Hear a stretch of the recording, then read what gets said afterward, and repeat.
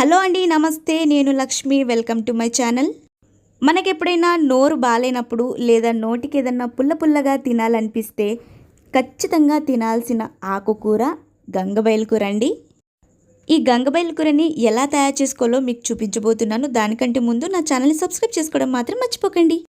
ముందుగా కడాయిలో 4 టేబుల్ స్పూన్ల నూనె వేసుకొని నూనె కాగాక 1 స్పూన్ జీలకర్ర, 1 స్పూన్ ఆవాలు, 4-5 ఎండుమిరపకాయలు, కొద్దిగా కరివేపాకు, 2 పచ్చిమిర్చి కూడా వేసుకొని వీటిని దోరగా వేయించుకోవాలండి.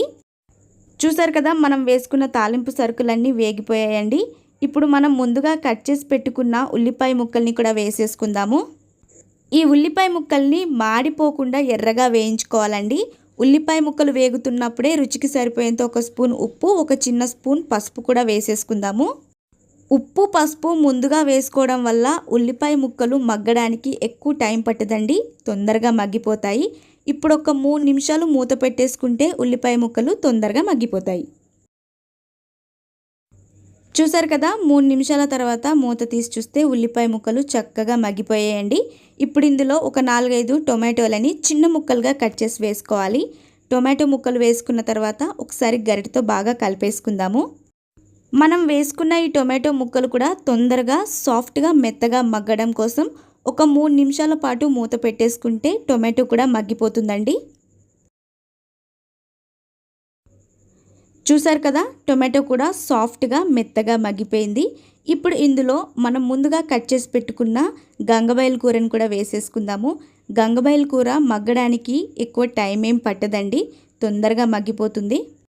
ఈ గంగబయలు కూర వేసుకున్న తర్వాత ఒకసారి గరిటెతో బాగా మిక్స్ చేసుకుందాము. ఈ గంగబయలు కూరలో మొత్తం వాటర్ కంటెంటే ఉంటుంది కాబట్టి ఎక్కువసేపు ఉడకడానికి టైం తీసుకోదండి. ఈ గంగబయలు కూర ఉడికి దగ్గర పడడానికి 3 నిమిషాలు టైం పడుతుందండి. ఒక 3 నిమిషాలు మనం మూత పెట్టేసుకుందాము.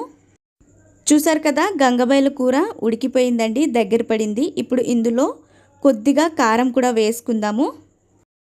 కారం వేసుకొని ఒకసారి కలుపుకుందామండి.